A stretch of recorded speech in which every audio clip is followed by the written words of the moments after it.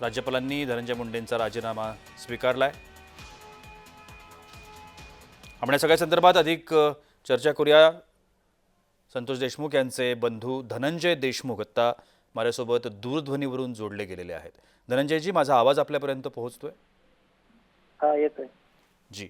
धनंजय मुंडे यांचा राजीनामा राज्यपालांनी स्वीकारल्याची बातमी येते। आज सकाळी मुख्यमंत्र्यांकडे त्यांनी आपला राजीनामा पाठवलेला होता आणि मुख्यमंत्र्यांनी पुढच्या कारवाईसाठी तो राज्यपालांकडे पाठवला आणि त्यांनी तो आता स्वीकारला, अशा पद्धतीची बातमी येते।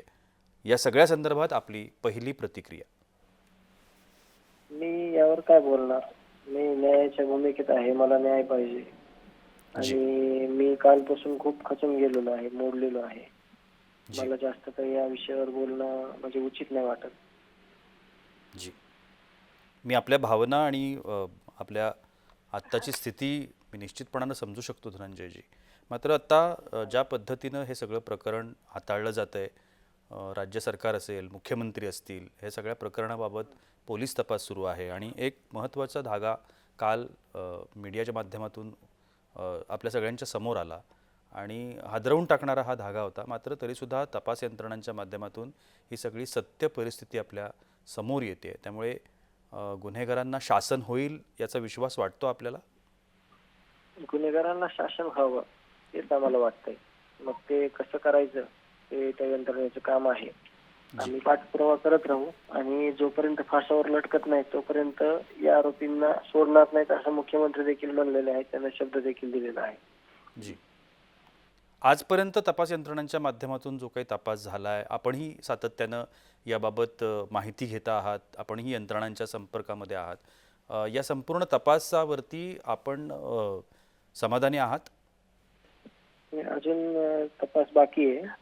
जो काही फरार आरोपी आहे कृष्णा आंधळे, त्याचं ते शोधल्यानंतर बऱ्याच गोष्टी समोर येणार आहेत अजून, आणि याचा परिणाम असा व्हायला पाहिजे की यांना फाशी झाली पाहिजे। तोपर्यंत आपण या तपासावर जरी समाधानी असलो तरी परिणाम काय होणार आहे, फाशी होणार आहे, यावर आपण समाधान व्यक्त करणार आहोत। जी, धनंजयजी, अशी कोणती गोष्ट आपल्याला वाटते की त्याकडे दुर्लक्ष होतंय किंवा त्या गोष्टी लक्षात घेतल्या नाही आहेत किंवा तपास यंत्रणांपासून त्या लांब आहेत, अशा कोणत्या गोष्टी आपल्याला वाटतात आत्ता?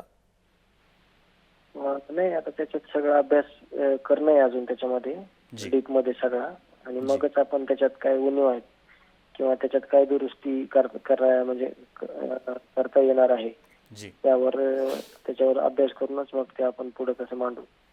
जी, आज धनंजय मुंडे यांचा राजीनामा सरकारनं घेतला किंवा त्यांनी तो दिला आणि त्यात त्यांनी जे कारण सांगितलंय ते त्यांनी असं सांगितलं की प्रकृती अस्वस्थ्यामुळे आपण राजीनामा देतोय।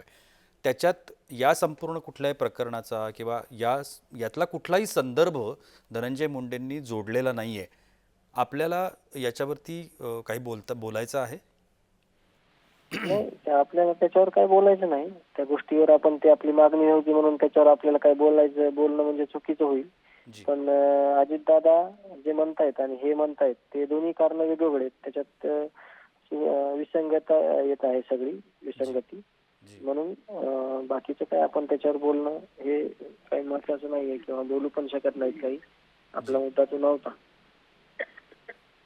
या संपूर्ण प्रकरणाच्या पाठीशी धनंजय मुंडे असतील असं वाटतं आपल्याला? नाही, जर कुठं काही अतिरेक झाला असेल, जर काही कुठं तर ते समोर येईल आणि मग मात्र त्याचा परिणाम चुकीचा होईल। जी जी जी, धन्यवाद धनंजयजी, तुम्ही आमच्याशी बोललात त्याबद्दल।